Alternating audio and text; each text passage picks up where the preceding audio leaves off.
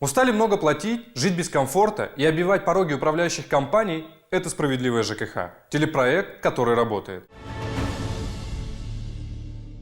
19-й военный городок многие помнят как Свердловск-19. Строго засекреченный объект, где занимались разработкой и производством биологического оружия, и откуда, по словам многих экспертов, в 1979 году произошла утечка спор сибирской язвы. Напомню, тогда в результате эпидемии погибло 64 человека. Сегодня этот городок вновь в центре внимания, и жители снова опасаются за свою жизнь. Правда, теперь из-за халатности коммунальщика. Дома в городке разваливаются на глазах. Почему управляющая компания не выполняет своих обязательств? Куда ушли деньги на капитальный ремонт, выделенные Министерством обороны? И что хотят сами жители, узнаем из нашего сюжета. Вот она вот идет с потолка. Получается, здесь через стену спускается и до первого этажа. То есть просто кусок дома, он уже треснул. Здесь заклеено. Здесь заклеено, да. В том, что жители 19-го военного городка переживают коммунальный апокалипсис, депутат Дмитрий Ионин убедился лично, когда увидел все своими глазами. Жители не знают, на что им пожаловаться. В их городке куда ни глянь, везде кошмар. Здесь мухи, всякая нечисть, комары и прочее летают. Сырость, вот я астматик. Вот поживите здесь, это ужас. Их дома расходятся по швам, во дворах разруха. Жителям приходится самостоятельно благоустраивать свою территорию. Вот, к примеру, местное изобретение, единственное на весь поселок – скамейка, съемная, чтобы не украли. Дети приходят, мамаши с родителями, приходят, садятся. Больше у нас в городке лавочек нет. И это при том, что за содержание жилья, уверяют жители, они все как один платят исправно. В статье «Содержание и текущий ремонт мест общего пользования» я ежемесячно плачу 1374 рубля 13 копеек. Мы живем на условиях социального найма, потому что городок военный, и за соцнайм я плачу 383 рубля. 19-й военный город закрыт для посетителей, поэтому его коммунальные проблемы не так заметны на фоне других микрорайонов Екатеринбурга. В городке 48 домов, в них проживает порядка 5000 человек, из них только 80 военные. Все дома принадлежат Министерству обороны и носят статус служебного жилья. Управлением жилым фондом в городке занимается небезызвестная многим управляющая компания «Славянка», причем в единственном числе. А дома разваливаются, это, по их мнению, от недостатка средств. Жители много им задолжали.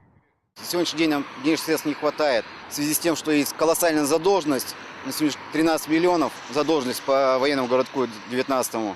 Денежных средств нам хватает только погасить, оплачивать ресурсы. Да и латать каждый раз дыры в этих домах, по словам представителей «Славянки», не решение проблемы. Им требуется капитальный ремонт, что и планировалось сделать. В прошлом году Министерство обороны выделило 1,5 миллиарда рублей. В распоряжении редакции нашей программы оказалось вот это письмо от руководства 19-го военного городка. Здесь указан номер государственного контракта, сумма и сам текст письма, в котором сказано: необходимо провести полную реконструкцию жилых объектов в городке с отселением жителей.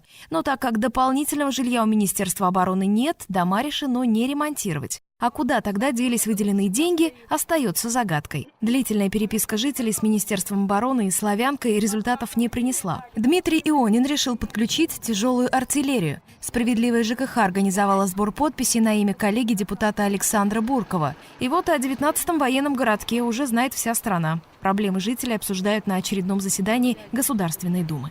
Жители не могут повлиять на ее работу, они не могут даже ее поменять, потому что они ее не выбирали. Самое страшное, они не могут даже поменять место жительства, городок закрытый. И мы по факту с вами имеем новую форму крепостного права 21 века, коммунальное крепостничество. И кто сегодня крепостные? Это военные пенсионеры, действующие офицеры. Были выделены деньги Министерством обороны в 2013 году.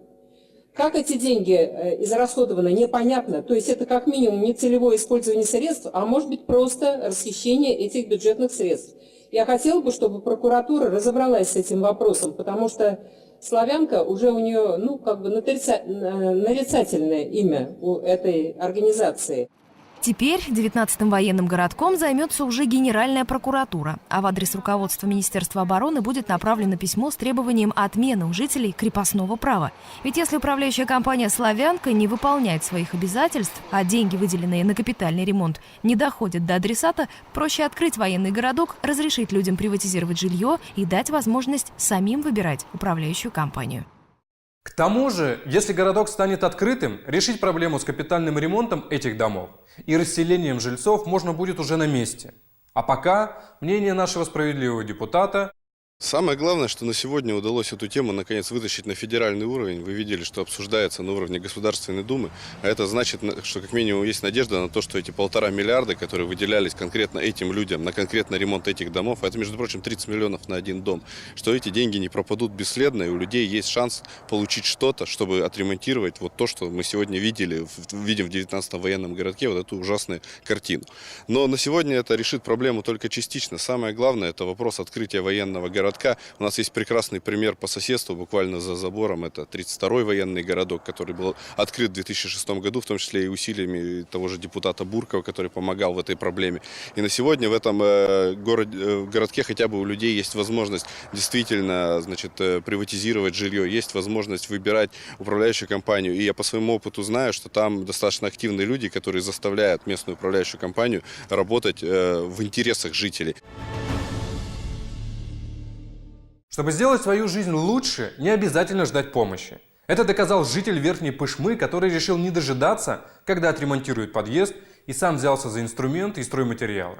За 2 года 2 первых этажа в 9-этажке пенсионер Виктор Евдан превратил в произведение искусства.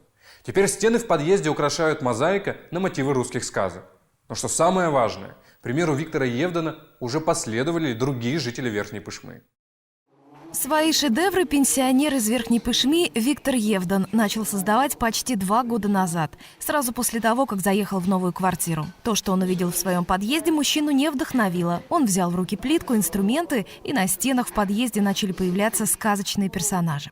Персонажи приходят, во-первых, из детских книжек. И так, в общем-то, воображение тоже есть. И хотелось бы видеть вот именно какую-то часть из этих стен, вот так, как мне хочется. Рисовать Виктор Евдан любил с детства, но после школы начались рабочие будни, и на творчество просто не хватало времени. Сейчас мужчина на пенсии, и теперь он успевает воплотить в реальность свои давние идеи. В ход идут самые разные материалы – старая керамическая плитка, ДСП и даже морские камни. Что я сам собираю, что люди приносят, не как профнегодность вот этой плитки, то есть приносят, она находит свое применение вот чисто на этих стенках. Посмотреть на такую красоту приходят жильцы со всей округи. Соседи Виктора Евдана следят за творчеством пенсионера. Чтобы полюбоваться красотой, многие даже перестали пользоваться лифтом, предпочитая пройтись по лестнице пешком. Но главное, уверяет Виктор Евдан, это то, что ему стали подражать и другие жители Верхней Пышмы. Года 4 тому здесь была такая картина вокруг нашего дома, но не очень такая приглядная.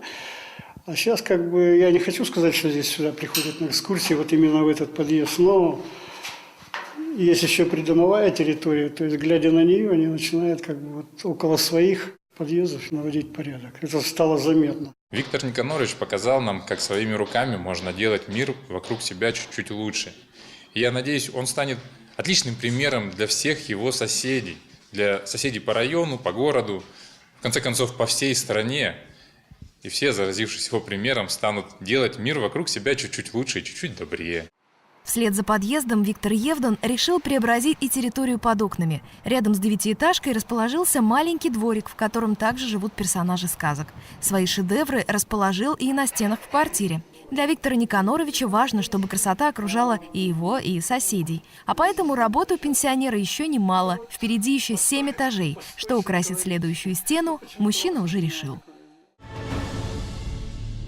Если вам есть чем поделиться со зрителями, смело сообщайте мне и моим коллегам. А я напоминаю, что «Справедливая ЖКХ» работала, работает и будет работать, пока вам это нужно. Запишите наши координаты и помните, только вместе мы сделаем ЖКХ справедливым. Меня зовут Александр Караваев. Увидимся в эфире. Пока.